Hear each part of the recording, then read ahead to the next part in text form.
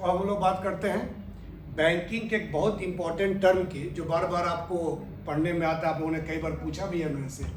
और वो टर्म क्या है? एनडीटी है, जिसका फुल फॉर्म होता है इंग्लिश में net demand and time liabilities, और हिंदी में कहते हैं शुद्ध मांग एवं समय देयता। ये टर्म है क्या? बार बार एग्जाम में पूछा भी जाता है और कई बार आने की संभावना रहती है इसकी, तो आखिर इसको समझ लेते हैं कि आखिर ये टर्म होता क्या है। तो इसमें दो टर्म है, एक है नेट डिमांड, जिसे हिंदी में कहते हैं शुद्ध मांग, और दूसरा है टाइम लायबिलिटी, जिसे कहते हैं समय देयता। ये बैंकिंग से संबंधित है, बैंकों में इसका यूज होता है बार बार।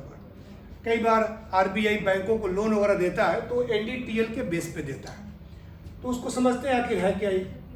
तो बैंक में जब भी हम जमाएं करते हैं तो बैंक के पास जितने लोग पैसे जमा करते हैं, हम आप चाहे बिजनेस कोई भी, बैंक उन जमाओं को दो कैटेगरी में कर देता है। एक को कहता है बैंक डिमांड डिपॉजिट्स,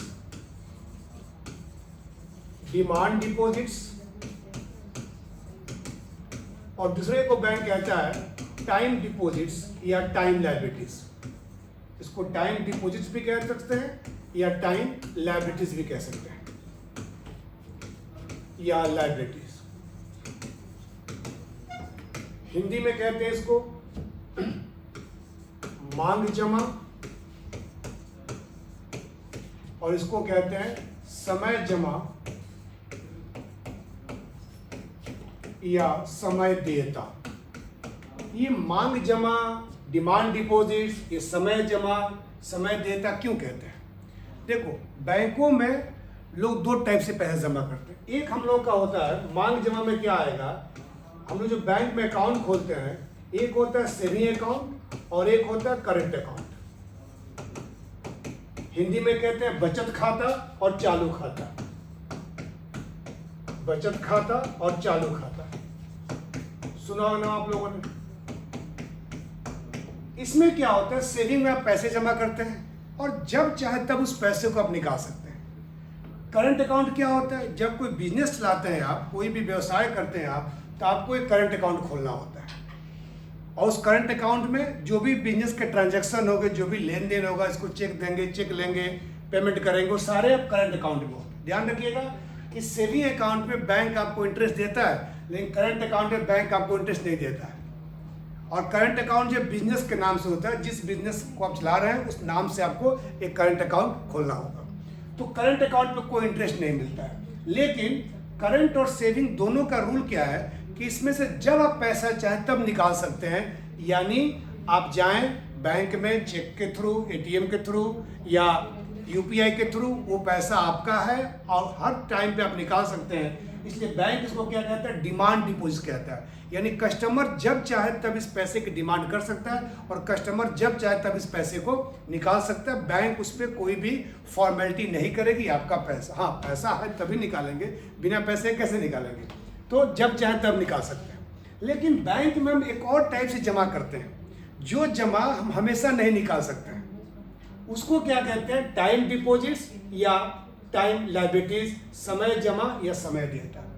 जैसे एक होता है fix deposit, fix deposits, Hindi में क्या कहते हैं इसको, आवधिक जमा, और एक होता है RD, recurring deposit, recurring deposits, इसे कहते हैं आवर्ती जमा,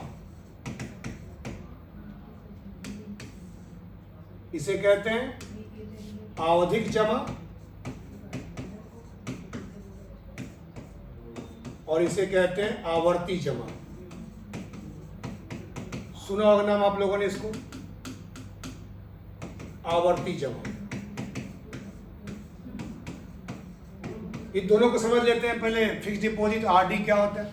फिक्स डिपॉजिट क्या होता है कि जब आप एक लमसम अमाउंट जो है 1 लाख, 2 लाख, 5 लाख, 10 लाख जो भी है, वो बैंक में जमा कर देते हैं एक फिक्स टेन्योर के लिए, 1 साल के लिए, 2 साल के लिए, 5 साल के लिए। और इस टेन्योर को जब पूरा होगा, टेन्योर जब पूरा होगा, समय जब पूरा होगा, मैच्योरिटी कहते हैं, तो बैंक आपको पैसा दे देगा विथ इंटरेस्ट।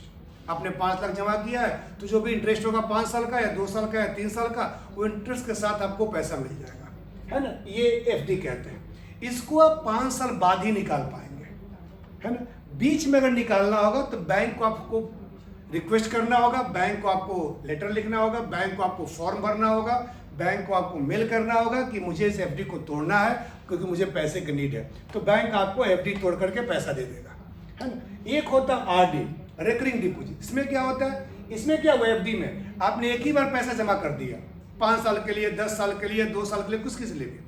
आरडी में क्या होता है कि हर महीने आप एक फिक्स अमाउंट जमा करते हैं। हर महीने 2-2 हज़ार का आरडी होता है, कई लोगों के घर में होगा भी, आप लोगों के घर में 3-3 हज़ार का आरडी होता है, 5-5 हज़ार का आरडी होता है, 1000-1000 रुपये का आरडी होता है।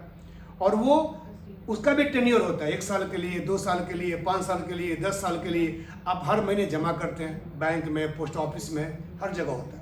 और वो साल जब पूरा होगा, 1 साल, 2 साल, 5 साल जब भी पूरा होगा, तो आरडी का जो पैसा जमा हुआ है, मान लीजिए 1 साल में आप हर महीने 5000 रुपये जमा कर रहे हैं, तो साल भर में 60,000 हुआ, तो 60,000 का विथ इंटरेस्ट आपको मिल जाएगा। अगर साल भर का है तो साल भर के बाद मिलेगा, और 5 साल का है तो 5 साल के बाद मिलेगा।